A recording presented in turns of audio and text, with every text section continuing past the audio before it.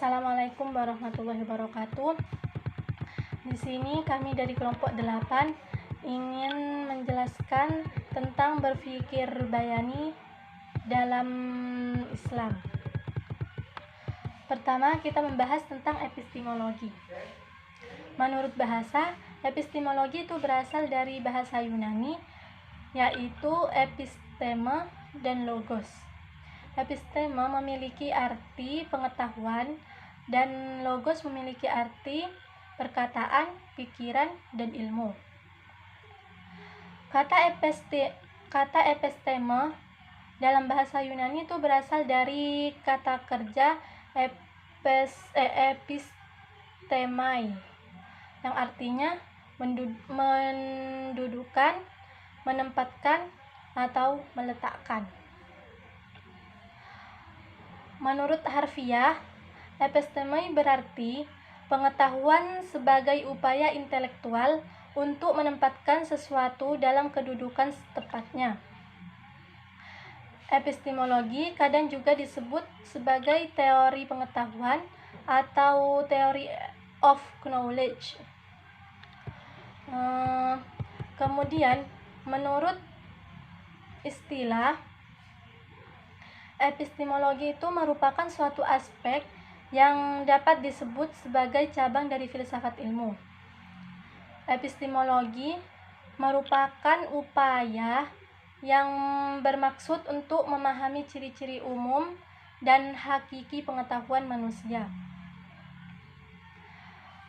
Kemudian, pada mulanya, epistemologi atau filsafat pengetahuan merupakan aspek yang mempunyai unsur upaya yang bersifat rasional dalam menimbang dan menentukan suatu nilai kognitif pengalaman manusia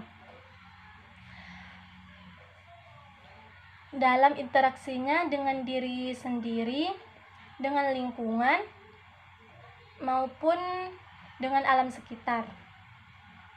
Oleh sebab itu, epistemologi merupakan suatu disiplin ilmu yang bersifat evaluatif, normatif, dan kritis.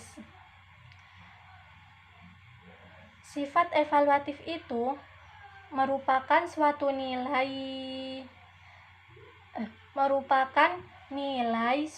keyakinan, sikap, dan pernyataan pendapat. Teori pengetahuan dapat dibenarkan dan dijamin kebenarannya, atau memiliki dasar yang dapat dipertanggungjawabkan secara nalar. Namun, untuk normatif, yaitu dapat menentukan norma atau tolak ukur penalaran untuk kebenaran pada suatu pengetahuan. Sedangkan kritis merupakan suatu hal yang banyak mempertanyakan dan menguji kenalaran maupun kegiatan manusia yang diketahui.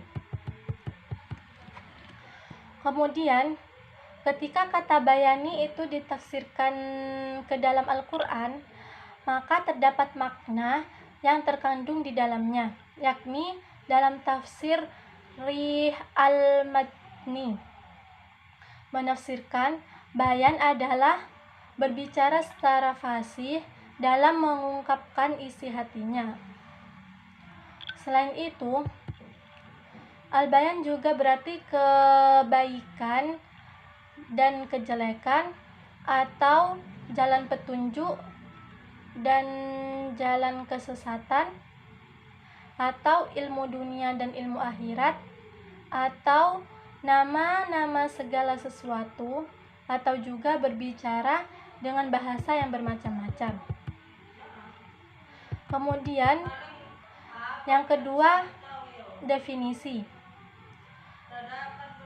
Bayani dalam bahasa Arab terdiri dari 3 huruf hijaiyah, yaitu ba, ya, dan nun, yang berarti menjelaskan Maksudnya menjelaskan tersebut yakni maksudnya dari menjelaskan itu yakni menjelaskan konsep yang sudah ada secara tertulis dan pada umumnya biasanya terdapat pada Al-Quran, hadis Nabi, dan kitab-kitab Taurat. Secara etimologi, bayani itu berarti penjelasan, ketetapan, dan pernyataan. Sedangkan secara terminologis, bayani itu dimaknai sebagai pola pikir yang bersumber dari nas, ijma, dan ijtihad. Sistem bayani ini muncul sebagai kombinasi dari berbagai macam aturan dan prosedur untuk menafsirkan sebuah wacana. Sistem ini didasarkan pada metode epistemologi yang menggunakan pemikiran analogis dan memproduksi pengetahuan secara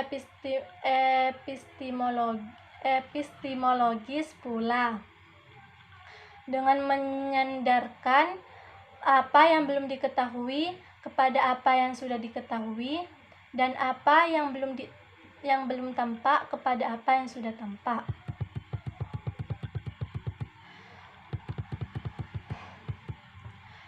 Bayani juga merupakan model pemikiran Islam yang hanya berdasarkan atau didasarkan pada teks otoritas salaf, atau bisa juga kita sebut pola pemikiran yang berlatar belakang salafi. Di Indonesia, banyak sekali atau sering kita temui masyarakat berpikir salafi, terutama yang terletak pada daerah pedesaan. Selanjutnya, materi akan dilanjutkan oleh pemateri yang kedua. Assalamualaikum warahmatullahi wabarakatuh. Nama saya Alfikramullah dari kelompok 8. Materi kami adalah berpikir bayani. Setelah kita tahu definisi dari bayani, kita harus tahu model orang yang berpikir bayani. Bagaimana sih sikap orang yang berpikir atau cenderung lebih suka dalam berpikiran bayani? Orang yang berpikiran bayani punya kecenderungan berpedoman pada ketetapan Al-Quran, Al-Hadis, kitab Taurat, dan lain-lain. Selain itu, orang yang punya pemikiran bayani cenderung punya pemikiran salaf ataupun tradisional, sehingga hanya menekankan pada doktrin atau teks, artinya model tradisional. Ini meyakinkan kebenaran teks secara harfiah atau taken for granted. Jargon utamanya adalah kembali kepada Al-Quran dan As-Sunnah, atau ar-ruju' ila Al-Quran wa As-Sunnah. Muhammad Abad Al-Jabiri dalam post-tradisional Islam mendefinisikan tradisi Taurat adalah suatu yang hadir dan menyertai keyakinan suatu masyarakat itu sendiri atau masyarakat tertentu yang berasal dari masa lalu, baik masa lalu masyarakat Islam itu sendiri ataupun masyarakat lain. Dalam pengertian semacam itu, tradisi menyangkut keseluruhan aspek yang berasal dari masa lampau, bersifat maknawi dan material, serta mencakup aspek dalam skala yang bersifat universal, regional, dan lokal.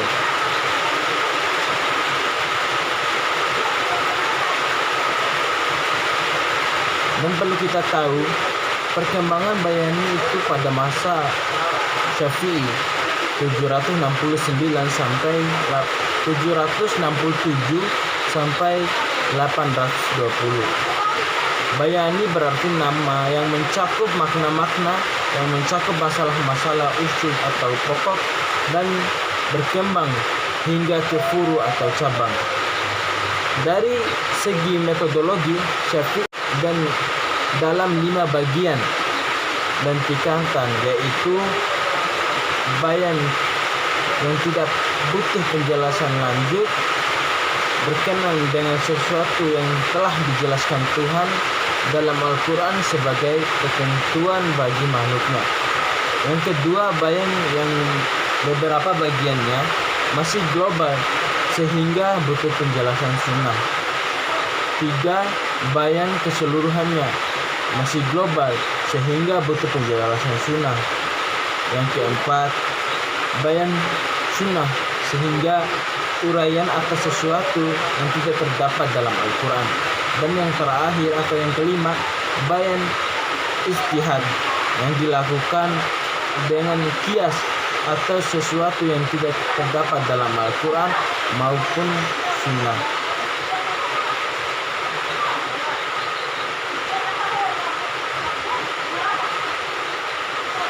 Dari 5 derajat bayan tersebut, Syafi'i kemudian menyatakan bahwa yang pokok adalah Al-Quran, sunnah, dan kias. Kemudian ditambah ijma. Al-Jahiz 860 Masehi mengkritik konsep Syafi'i di atas. Menurutnya, apa yang dilakukan Syafi'i baru pada tahap bagaimana memahami teks, belum pada tahap bagaimana memberikan pemahaman pada pendengaran atas pemahaman yang diperoleh. Padahal menurutnya inilah yang penting dalam proses bayan, karena itu sesuai dengan asumsinya bayan adalah syarat-syarat untuk memproduksi wacana dan bukan sekedar aturan-aturan penafsiran wacana. Jaiz meletakkan 5 syarat bayani, yaitu kefasihan ucapan, yang kedua seleksi huruf dan lafal, yang ketiga adanya keterbukaan makna, yang keempat adanya kesesuaian antara kata dan makna, dan yang kelima adanya ketentuan kalimat untuk memaksa lawan kebenaran yang disampaikan dan mengakui kelemahan secara konsep sendiri. Bismillahirrahmanirrahim. Assalamualaikum warahmatullahi wabarakatuh. Nama saya Muhammad Ali Dunto Kurnawan. Saya dari kelompok 8 DIM 1919 0051. Di sini saya akan meneruskan presentasi dari Mas Alif Fikramlo terkait pemikiran bayani. Namun di sini materi yang akan saya sampaikan adalah kelebihan, kekurangan ataupun perbedaan kecenderungan orang yang memiliki pemikiran bayani. Kita sudah tahu bahwa Islam punya 3 epistemologi atau pemikiran, yaitu bayani, burhani, dan irfani. Namun di sini saya sebagai pemateri hanya akan memaparkan kecenderungan, kelebihan ataupun kekurangan orang yang berpikiran bayani. Yang pertama adalah orang yang berpikiran bayani selalu berpatokan pada Al-Quran, Al-Hadis, dan kitab-kitab Taurat seperti Sahih Bukhari, Muslim, Ihya Ulumuddin, dan lain-lain sebagainya, seperti kitab fikih klasik, seperti itulah. Selanjutnya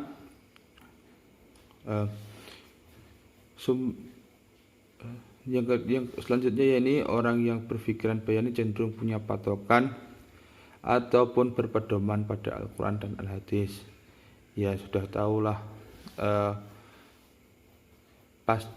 mereka untuk main aman karena masa Al-Quran sih disalahkan gitu.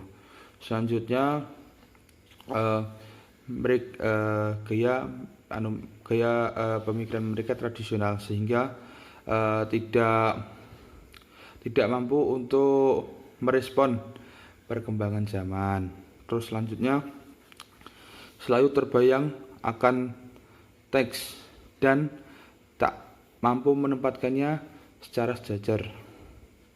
Yang terakhir yakni orang yang memiliki kecenderungan berpikir bayani dalam hal ibadah, mereka selalu berhati-hati karena background mereka adalah pemikiran ya bayani ataupun salaf, itu juga sama saja sih, kurang lebih seperti itu.